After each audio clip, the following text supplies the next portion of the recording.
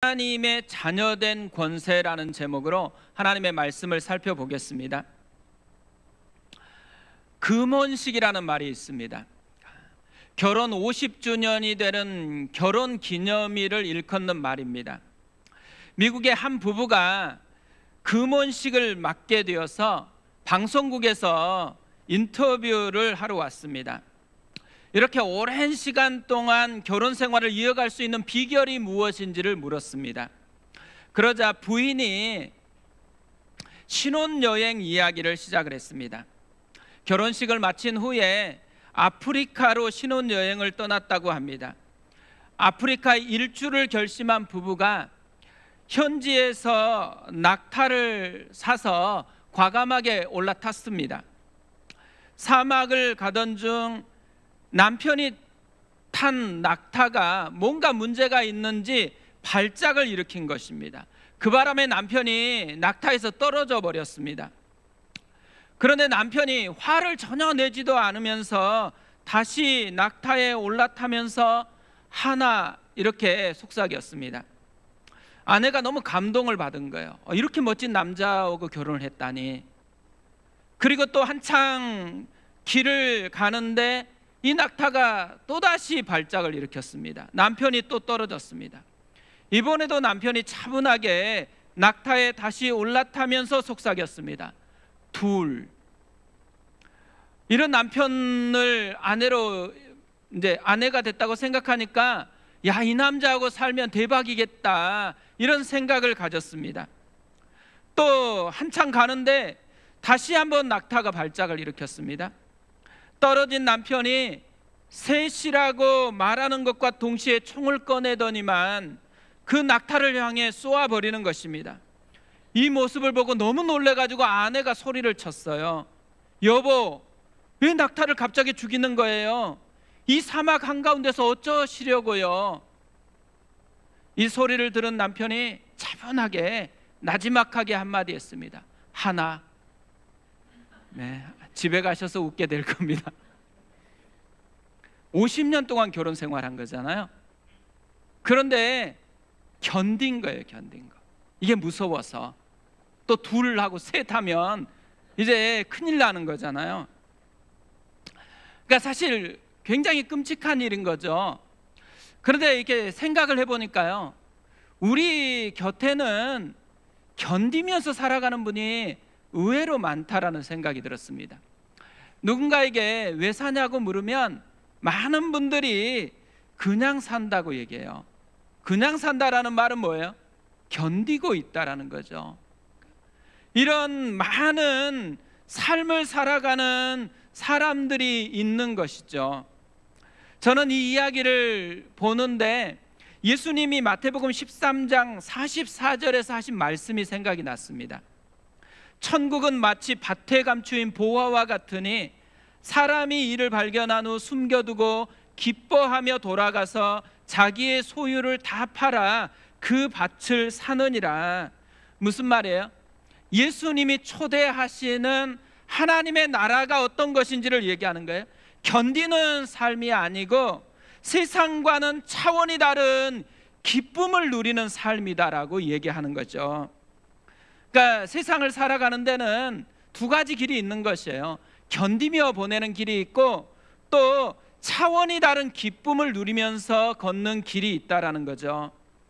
우리가 이왕에 우리의 삶을 살아간다면 견디며 살아가는 게 아니고 차원이 다른 예수님이 초대한 이 기쁨을 좀 누리면서 살았으면 좋겠다라는 생각이 들었습니다. 오늘 우리가 읽은 말씀은 요한복음이거든요. 이 요한복음이 언제 기록됐는지를 찾아봤더니만요, 정확한 연대는 기록되어 있지 않아서 잘 모릅니다. 그런데 대부분 학자들이 추측하는 연대가 주후 85년에서 90년 사이에 쓰여졌을 거라고 생각을 합니다. 궁금해서 이때에 어떤 일이 일어났는지, 이때가 무슨 시대인지를 검색을 해보았더니만 도미티안 황제 시대였습니다. 도미티안 황제는 기독교를 가장 심각하게 박해했었던 그런 왕 중에 하나거든요. 뭘 우리에게 알려주는 거예요? 이 요한복음을 읽는 사람들, 이 요한복음과 함께 신앙생활을 하고 있는 초대교회 성도들은 꽃길을 걷는 사람은 아니라는 거예요. 극심한 박해로 고난의 길을 걷고 있었던 사람들입니다. 예수 믿는 것 때문에 짐승의 밥이 되어야 했습니다. 예수 믿는 것 때문에 산채로 불에 태워져야만 했습니다. 놀라운 것은요, 이렇게 심각한 박해 속에 살아가다 보니까 두려움 때문에 다 신앙을 포기할 줄 알았는데 반대 현상이 일어나는 거예요. 점점 더 부흥이 일어나기 시작했습니다. 왜 이런 현상이 생겨났을까요? 그들은요, 견디는 삶을 살아가는 게 아니고 이런 박해 속에서도 세상이 비교할 수 없는, 세상이 알 수 없는 놀라운 기쁨을 누리고 있었기 때문이라는 거죠. 이들 안에는 세상을 다르게 살게 하는 새로운 엔진이 장착되어 있었던 것입니다. 세상과는 차원이 다르게 살 수 있는 힘, 새로운 권세가 그들에게 주어져 있었다라는 것이죠. 그것을 오늘 12절 말씀이 우리에게 소개를 하고 있습니다. 우리 12절을 같이 한번 읽어보겠습니다. 같이 읽습니다. 영접하는 자, 곧 그 이름을 믿는 자들에게는 하나님의 자녀가 되는 권세를 주셨으니, 하나님의 자녀가 되는 권세, 이 새로운 엔진이 그들에게 장착되어 있었다라는 거죠. 자녀가 되는 권세는 뭘 의미해요? 아버지의 권세를 자기의 것으로 누리는 것이죠. 아버지가 재벌이면 자녀들도 재벌의 권세를 누립니다. 그런데 아버지가 온 세상을 창조하시고 다스리고 계시는 하나님이세요. 세상과는, 세상에서는 맛볼 수 없는 차원이 다른 기쁨을 맛볼 수 있는 자격을 갖추게 되었다라는 거죠. 이들이 경험했던 차원이 다른 하나님의 자녀된 권세, 이건 어떤 것들이 있었을까요? 성경에 보면요, 하나님의 자녀들이 누리는 권세가 무엇인지를 굉장히 많이 설명을 하고 있습니다. 근데 오늘은 두 가지만 심플하게 좀 살펴보려고 해요. 하나님의 자녀가 됐을 때 누리는 첫 번째 권세, 인도함을 받는 권세입니다. 로마서 8장 4절에서 이렇게 말씀합니다. 무릇 하나님의 영으로 인도함을 받는 사람은 곧 하나님의 아들이라. 하나님의 아들의 모습이 뭐냐면 하나님의 영으로 인도함을 받는 권세를 가졌다라는 거예요. 우리가 하나님의 자녀가 되는 순간 하나님은 우리의 인생을, 우리의 삶을 인도하기 시작한다라는 거죠. 이것을 성경이 끊임없이 우리에게 보여주고 있습니다. 자기 백성 이스라엘이 출애굽을 하자마자 하나님은 구름 기둥과 불 기둥으로 그들을 인도하셨습니다. 아브라함이 하나님의 부르심을 받았을 때에 하나님의 말씀을 따라갔다고 합니다. 말씀으로 인도함을 받았다라는 거죠. 하나님은 자기 백성들을 말씀으로 인도하신다라는 거예요. 그래서 시편 119편 105절에서 이렇게 노래를 해요. 주의 말씀은 내 발의 등이요 내 길의 빛이니이다. 이 고백은 지금도 유효합니다. 지금도 하나님께서는 자기 백성들을 하나님의 말씀으로 인도해 가고 계신다라는 거죠. 어제 제자 훈련이 있었는데요, 제자 훈련을 마치고 식사를 하는데 한 분이 이런 고백을 했어요. 지난주에 장례 조문을 마치고 순천에서 올라오는 길에 너무 놀라운 은혜를 경험했다라는 거예요. 뭔가 들어봤더니만 하나님의 인도하심을 자기 사건으로 생생하게 만났대요. 그런데 시작이 조금 독특해요. 운전을 하고 가는데 앞차의 넘버가 2002번이었대요. 근데 자기 차도 2002번이래요. 2002년 월드컵 4강 신화가 이루어지는 때잖아요. 그래서 2002가 굉장히 기분 좋은 번호래요. 운전을 하면서 계속 앞에 가고 있는 2002를 보고 가고 있는데 갑자기 마음속에서 20장 2절이라는 생각이 들었대요. 그러면서 이제 궁금해지는 거예요. 20장 2절이 있는 성경, 여러 성경이 있는데 그 중에 어떤 성경에 있는 20장 2절일까? 그러다가 한참 생각하고 있는데 마침 차에서 들려오는 방송 속에 게스트가 나왔는데 이 게스트 이름이 박요한 목사님이었대요. 그래서 요한복음 20장 2절 말씀을 보라는 거구나 이렇게 느꼈대요. 조금 이상한 시작이죠. 그런데요, 이게 경험해 보신 분들은 알아요. 이제 막 가슴이 두근거린 거예요. 요한복음 20장 2절에 있는 말씀이 뭘지가 너무 궁금한 거잖아요. 그러면서도 무슨 생각이 들어요? 이게 꽝이면 어떡하지? 요한복음을 봤는데 19장으로 맞춰버리면 어떡하지? 그건 완전 꽝인데. 그리고 막상 보았더니만 엉뚱한 내용으로 쓰여져 있으면 어떡하지? 이게 너무 이제 좀 갈등도 생겨났어요.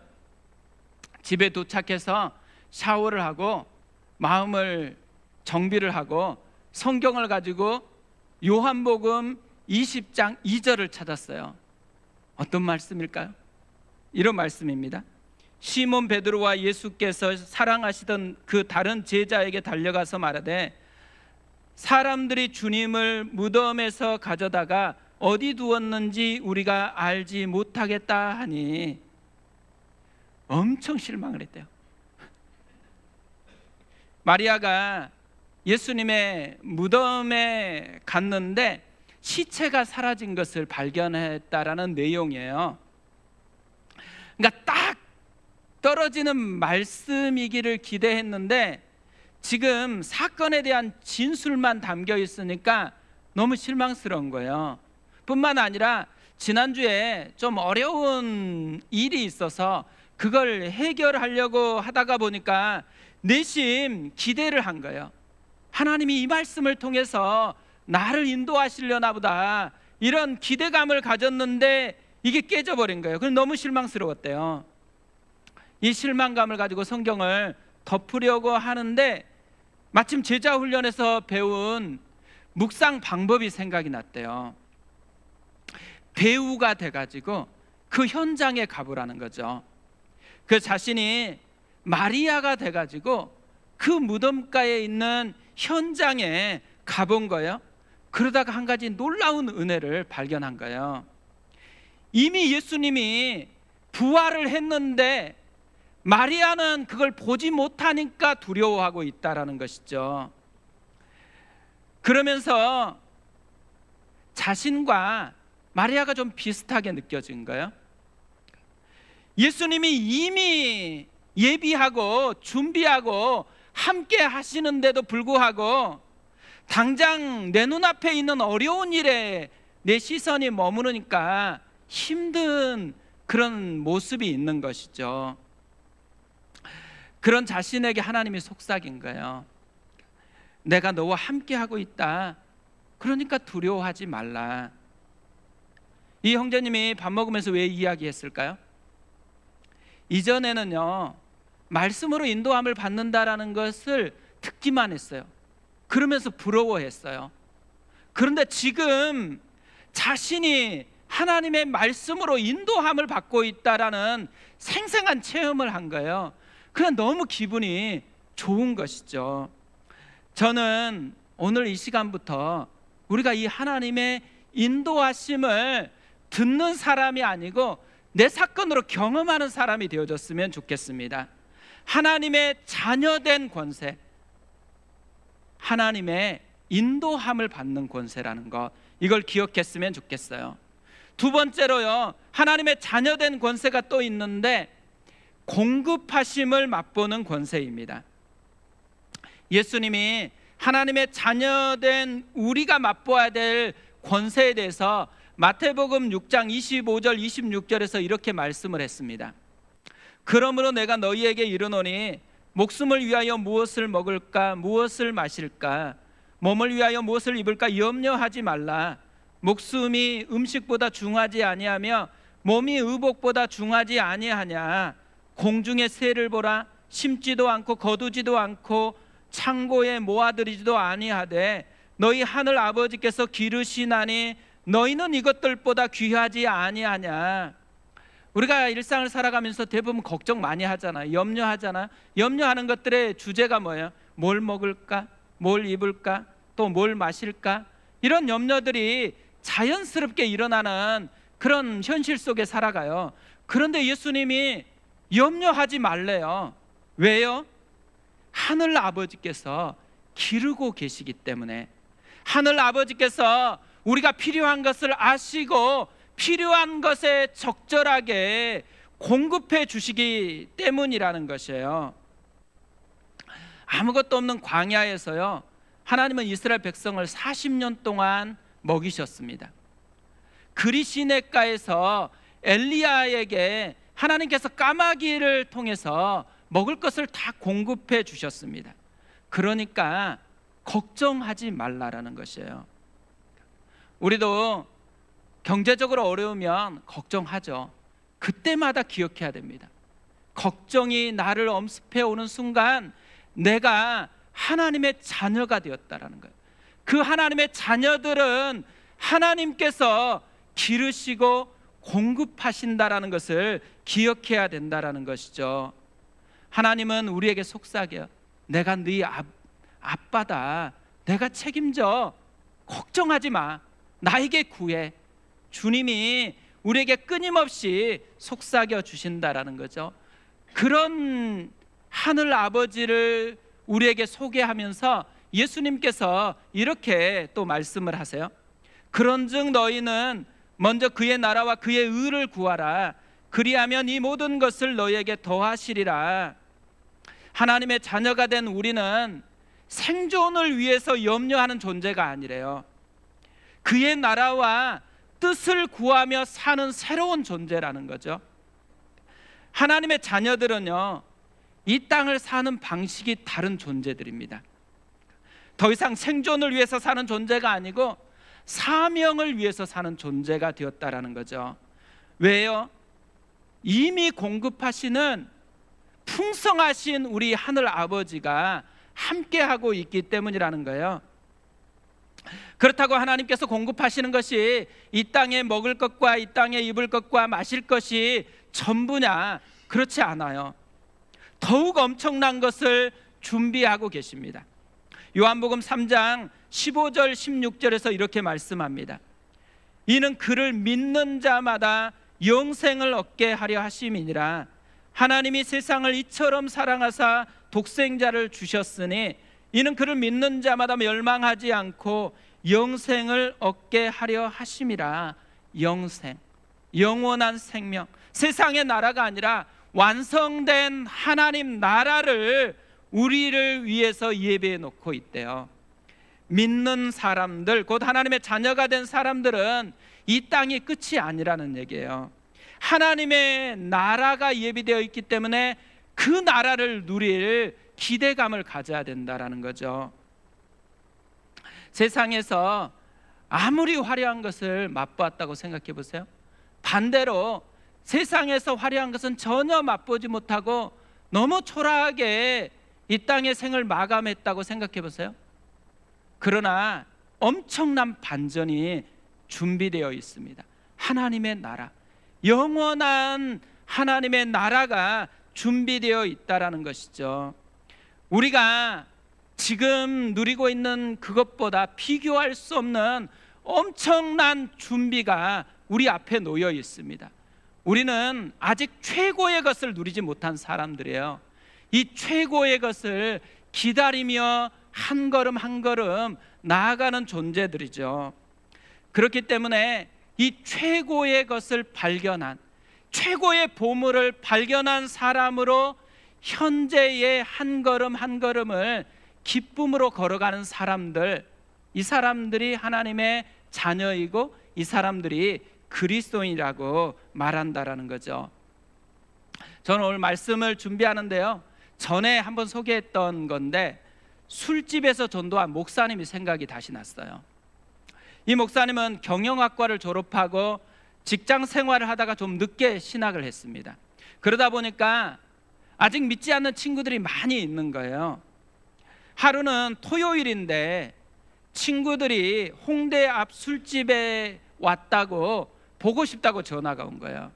근데 계속 빠졌던 게 좀 미안해가지고 또 자기 보려고 자기 집 근처까지 왔으니까 합석을 하게 된 것입니다.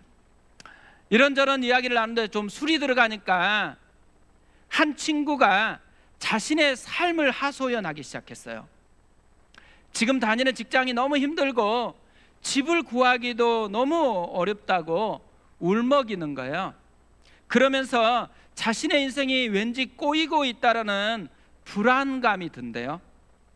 종교는 없지만 예전에 자신이 저지른 몇 가지 나쁜 짓이 생각이 나서 후회도 되고 마음에 걸려가지고 성당에 나가서 고해성사를 해본 적이 있대요. 그러면서 고해성사를 하면 하나님이 정말 나를 용서해 주시는 것이 맞냐고, 인생이 다시 잘 풀릴 수 있냐고 질문을 했어요. 이미 술병이 10개 다 비워졌고 오뎅탕이 끓어가고 있고 사방이 지금 술판으로 왁자지껄한 곳에서 굉장히 곤란한 난처한 질문을 받았습니다. 난감하게 여기고 있는데 옆에, 이 친구 옆에 취업조차 못한 또 다른 친구가 자기 인생도 잘 풀릴 수 있는지 기대감을 가지고 대답을 기다리고 있는 거예요. 할 수 없어서 간단하게 복음을 전하기 시작했습니다. 우리는 죄인이다. 예수님이 십자가에 우리 죄를 대신해서 죽으셨다. 믿으면 구원받는다. 용서받지 못할 죄는 없다. 남에게 말할 필요 없다. 예수님께 고백하면 된다. 죄를 지어도 너의 삶을 용서하시고 인도해 주신다. 이렇게 이야기를 하고 있는데 뭔가 조금 겉도는 느낌이 있었대요. 그래서 좀 더 깊이 들어가려고 질문을 던졌습니다. 내가 말한 것을 이해했는지 한 가지 질문을 던져볼게. 내가 한 말이 정확히 맞는지 틀린지 OX로 대답해봐. 회개하면 예수님은 나를 용서해 주신다. 이 말이 정확히 맞는지 틀린지 말해봐. 그래서 몇몇 친구들이 쭈뼛거리면서 맞는 거 아니야? 대답을 했습니다. 그래서 다시 이 친구들에게 질문했어요. 맞아? 진짜 맞아? 그러니까 이제 주저하고 있는 거예요. 이때 한마디를 더 했습니다. 잘 생각해봐. 너희들이 아직 예수님을 안 믿잖아. 그럼 이론적으로 아직 회개를 안 한 거잖아. 그런데 너희들이 회개하기 전에 예수님이 이미 십자가에 돌아가셨단 말이야. 그걸 기억하면서 다시 대답해봐. 너희들은 아직 회개를 안 했어. 예수님은 이미 돌아가셨고 우리가 회개하기 전에 사실 예수님은 나와 너를 이미 용서해 주신 것이야. 그래서 다른 데는 다 왁자지껄한데요, 이 테이블만 갑자기 조용해졌어요. 그리고 한참 후에 한 친구가 이렇게 말을 했습니다. 와, 나 울 것 같아. 오늘 우리를 예배로 초대하신 하나님의 마음, 하나님이 오늘 이 시간에 우리에게 주고 싶어한 한 가지가 있다면, 와, 나 오늘 울 것 같다. 이 모습을 누리게 해주고 싶어 하신다고 생각합니다. 그래서 참 빛이신 예수님이 자신이 창조하신 우리가 사는 세상 속으로 직접 찾아오셨어요. 그렇다고 우리가 환영하고 이분을 잘 맞아주었기 때문은 아니에요. 알지도 못했대요. 자기 땅에 왔는데도 불구하고 영접하지도 않았고 거절을 했대요. 그래도 찾아오셨습니다. 왜냐하면 영접하는 자, 곧 그 이름을 믿는 자가 돼서 하나님의 자녀의 권세를 누리고 맛보기를 원하기 때문에 그런 것이죠. 그 권세 때문에 견디며 살아가는 삶이 아니고 세상이 알 수 없는 기쁨, 세상이 누릴 수 없는 다른 차원의 기쁨을 맛보라는 것입니다. 우리가 오늘 설교를 또 오늘 보았던 영상을 좀 곰곰이 생각해 보십시오. 그리고 집에서 또 한번 설교를 들어보세요. 그러면서 하나님의 이 마음, 하나님이 우리에게 다가와서 두드리는 이 마음을 우리 사건으로 경험하는, 그래서 우리 안에 진정한 하나님의 자녀된 권세를 누리는 은혜가 있었으면 좋겠습니다. 우리 그 마음을 가지고 찬양하고 기도하겠습니다. 오늘 찬양은 내 삶의 이유라 라는 찬양입니다. 예수는 내 힘이요 나의 기쁨 내 참 소망, 그 이름의 생명이 내 삶의 이유라. 우리 마음을 담아서 같이 찬양하겠습니다.